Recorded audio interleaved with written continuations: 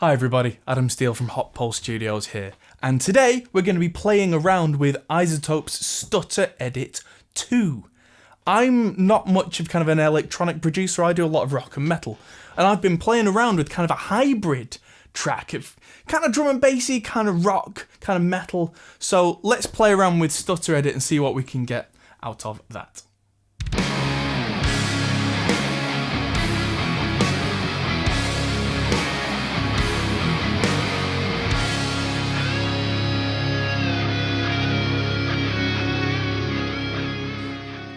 Alright, I've just been messing around with Stutter Edit for Stutter Edit 2, should I say, for about half an hour now, and I've found some very cool uses for it, even as kind of like a rock guy. This track is very much not standard rock. This is kind of a hybrid, and it sounds like this.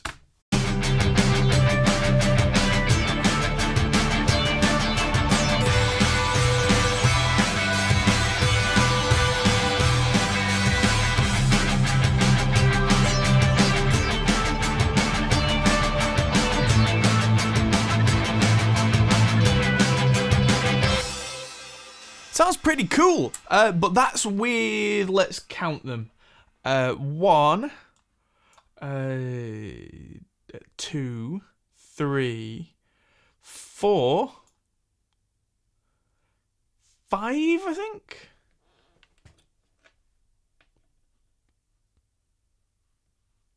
Four copies of Stutter Edit 2 running on this that make things a little bit more interesting. So let's look at the first one that I did and look at Stutter Edit 2 in all its glory. So this is something that I added onto one of my drum tracks. This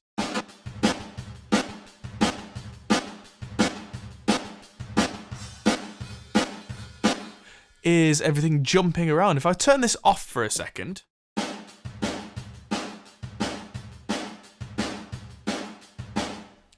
that's how the drum ambient, which is why it's called ambient close, sounded originally. And so I have a little wet dry knob up here, which is something that's really useful in Reaper. Actually, I'll turn it 100% wet and show you what's going on. So this is the Stutter Edit on the BT Best Of bank, and it's using a large part of the bank.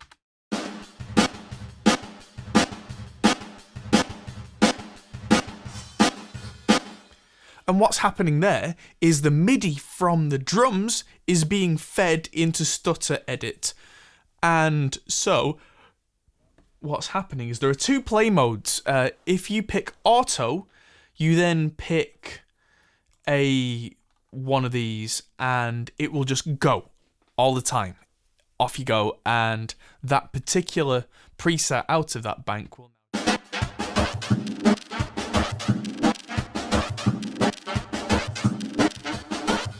and you can pick anything you want. So let's stick with this for a minute just to keep it simple and show you a few of the things that you can do. So each preset has a gesture, and it looks like this one, Speak and Spell.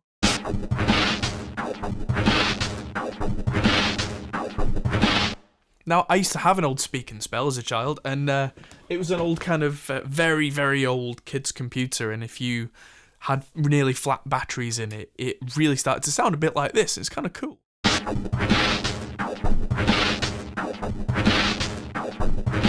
And you can see here that BT, who did all these presets, has added in distortion that goes up and then down across the bar. There's the low pass, which is going on its own. In fact, you can turn each one of these on and off. So let's try distort.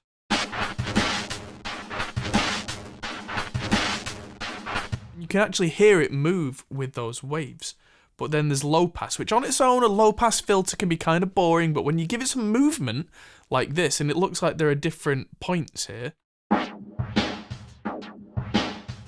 you can start to make some very interesting little facts, like lo-fi. A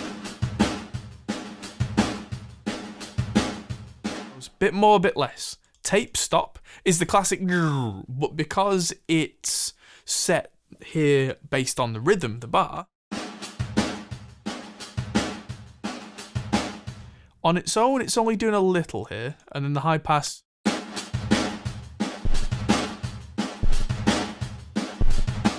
is just messing things up just a little bit in a nice way. And the distortion, I'll turn all these back on together.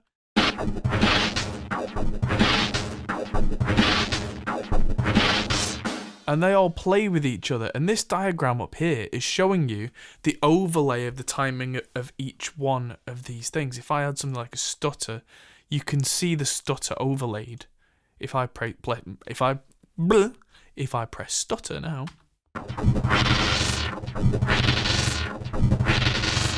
you get that classic thing, or you can buffer it.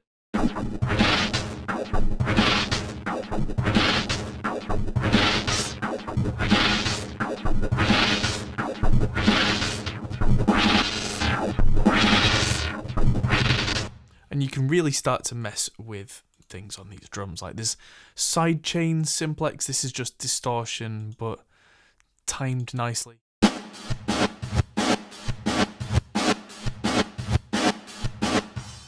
And the real kind of thing here is that the rhythmic elements of each of these presets, you can mess with all of this and you can really start to dive in. And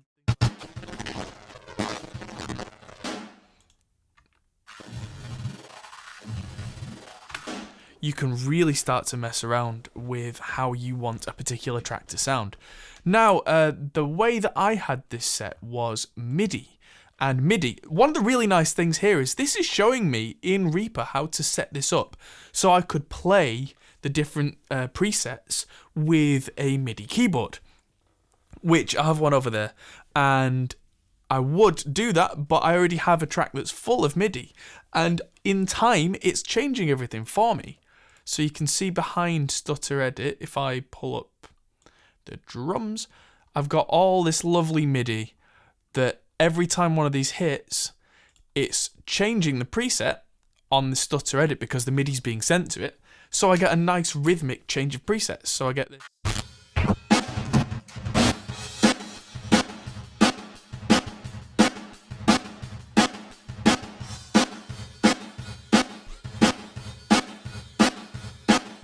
And then I found that in the mix on the drum kit, this was a bit much. So top right of the plugin here, there's a wet-dry control, which I had back to 50%, so I could hear some of the original drums.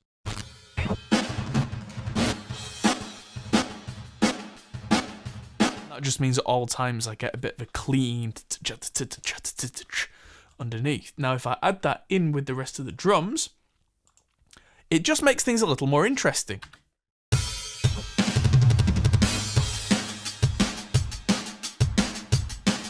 Here's the drums without, which is fine, it's just less interesting.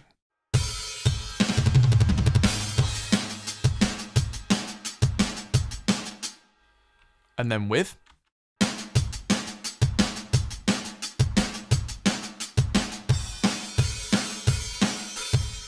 So you can really go far more extreme with that if you so desire. Now, as well, on some of these choruses, I had a mellotron, and this choir, this is something like from the 60s, the classic kind of fake choir thing.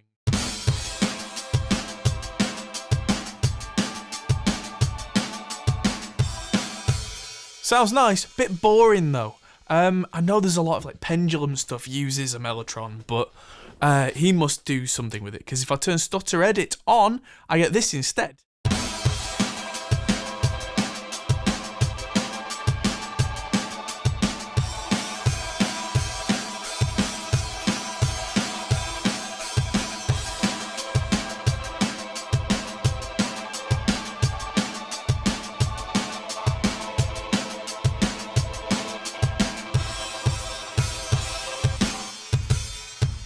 And that's a preset from vocal textures, because there are so many banks that come with this. Not just presets, but entire preset banks. There are banks and banks of these.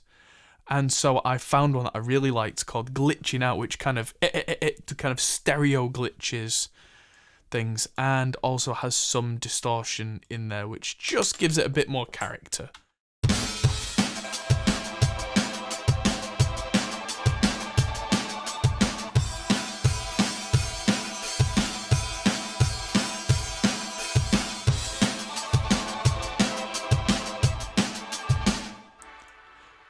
underneath that I had a classic string synth, and this is an ARP Solina. This is the classic 70s string synth.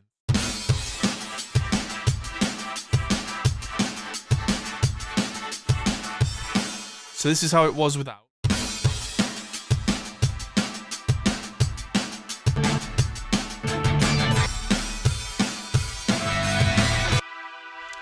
There we go. Very...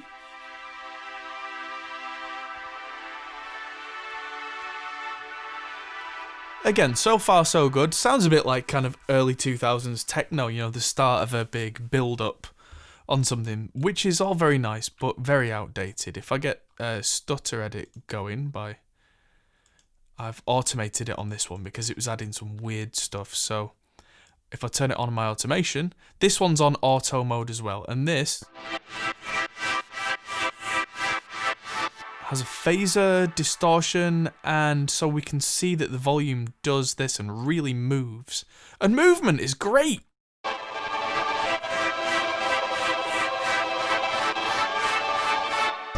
So without those two in the mix, we get this.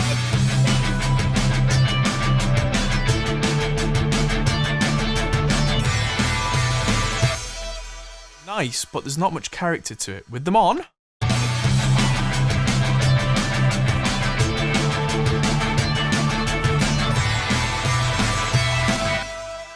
so much more character, just bags of life. And the main one that I've gone for was this, is on the lead line.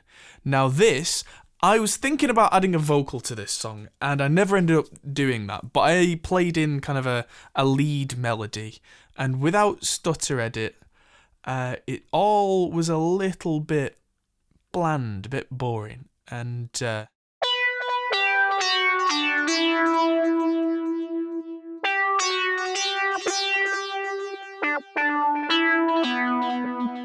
it worked, but it wasn't anything interesting.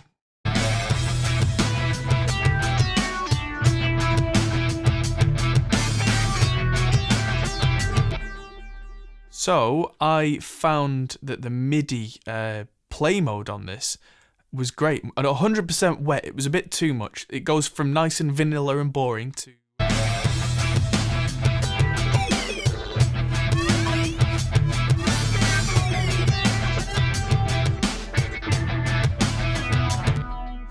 disappear entirely because they're supposed to be rhythmic swells.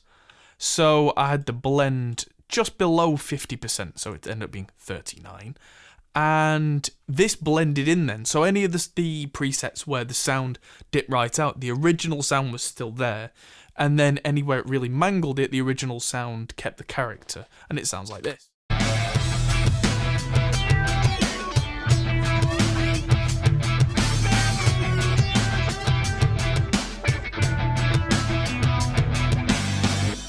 After Stutter edit, I've got a compressor going and a little bit of a mid boost. But the compressor is keeping it all in check because the levels are really flying around all over the place.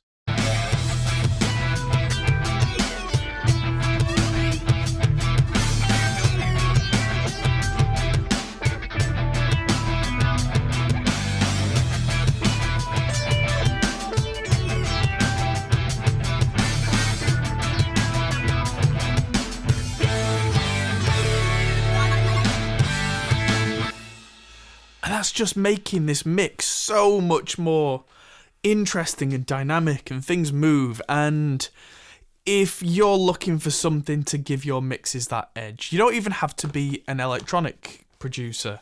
I've used it quite heavily here because I figured with this having a kind of a dancey electronic element, I could really kind of get away with a little bit of overkill. But you can use it with a bypass automation in your mixes so that you just get interesting little bits.